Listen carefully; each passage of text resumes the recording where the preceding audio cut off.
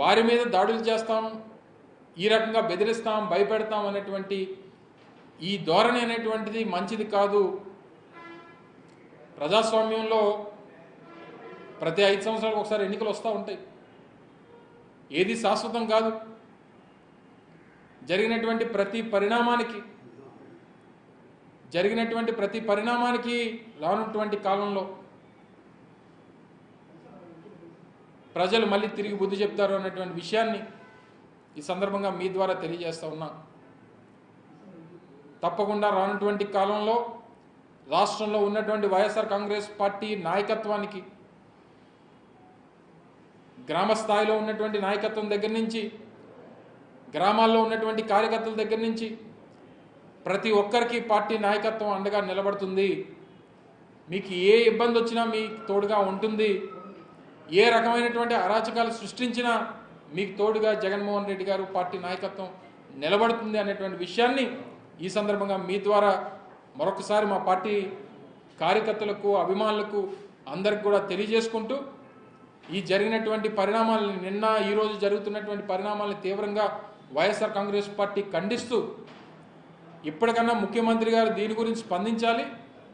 జరుగుతున్నటువంటి పరిణామాల్ని, వీటి గురించి ప్రజలకు సమాధానం చెప్పాలనేటువంటి విషయాన్ని కూడా ఈ సందర్భంగా మీ ద్వారా తెలియజేసుకుంటూ, రేపు గౌరవ మా పార్టీ అధ్యక్షులు జగన్మోహన్ రెడ్డి గారు రేపు వినుకొండ వెళ్తూ ఉన్నారు. ఆ కుటుంబాన్ని పరామర్శిస్తారు. ఇప్పటికే చనిపోయినటువంటి మా పార్టీ కార్యకర్తకి ప్రగాఢమైనటువంటి, వారి కుటుంబానికి ప్రగాఢమైనటువంటి సానుభూతిని ఇప్పటికే మాజీ ముఖ్యమంత్రి జగన్మోహన్ రెడ్డి గారు ప్రకటించారు. రేపు వారి కుటుంబానికి వెళ్ళి వారికి పరామర్శించి వారికి ధైర్యాన్ని చెప్పేటువంటి కార్యక్రమం కూడా వైఎస్ఆర్ కాంగ్రెస్ పార్టీ చేయబోతా ఉంది. Thank you.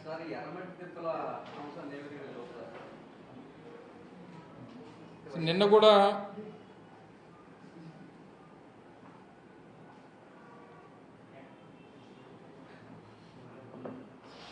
కూడా నేను ఆ ప్రాంతానికి వెళ్ళడం, అక్కడ ఒకసారి జరుగుతున్నటువంటి పరిణామాలన్నింటినీ కూడా చూడాలన్నటువంటి ఉద్దేశంతో వెళ్ళడం, ట్విట్టర్ ద్వారా నా తాలూకు అభిప్రాయాన్ని కూడా వ్యక్తపరచడం జరిగింది.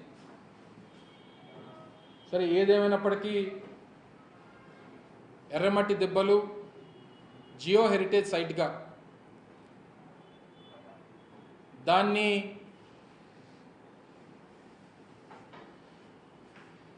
దానికి సంబంధించినటువంటి అక్కడ 2000 దాదాపు 3000 ఎకరాలు జియో హెరిటేజ్ సైట్గా ఎర్రమట్టి దెబ్బలు ఉన్నాయి. నేవీ ఐఎన్ఎస్ కళింగకు సంబంధించి దాదాపు 1000 ఎకరాల మేర గతంలో నేషనల్ సెక్యూరిటీకి సంబంధించినటువంటి విషయంలో వారు ఆధీనంలో ఉంది. మిగిలినటువంటి ల్యాండ్ ఏదైతే ఉందో దాన్ని ప్రొటెక్ట్ చేయాల్సినటువంటి బాధ్యత ప్రతి ఒక్క పౌరుడి మీద ఉంది. దానికి ఏ రకమైనటువంటి అనుమతులు లేకుండా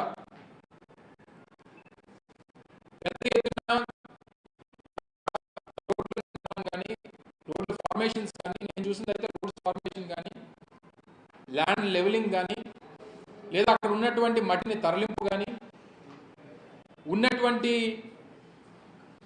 ఆ ఆర్కియలాజికల్ ఇంపార్టెన్స్ ఉన్నటువంటిది ప్రాపర్టీ ఏదైతే ఉందో దానికి సంబంధించినటువంటి వాటిని రిమూవల్ కానీ, లేదా సిఆర్జెడ్ నామ్స్ ప్రకారం విరుద్ధంగా జరుగుతున్నటువంటి తవ్వకాలు కానీ ఇవన్నీ కనబడ్డాయి.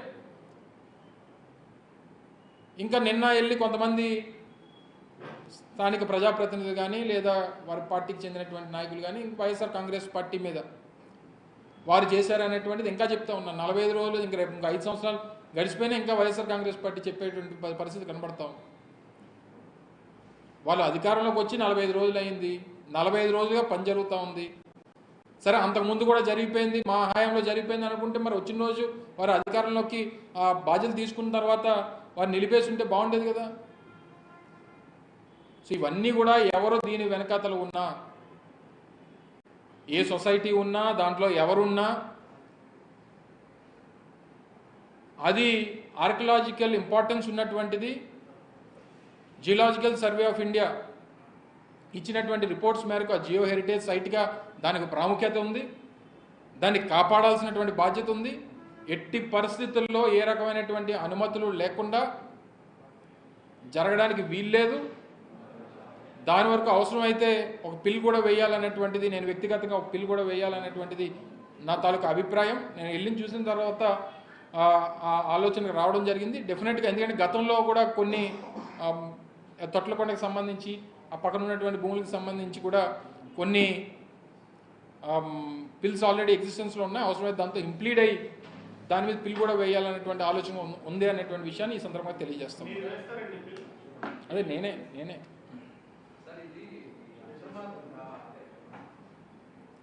మర్చిపోయావా? రావట్లేదా?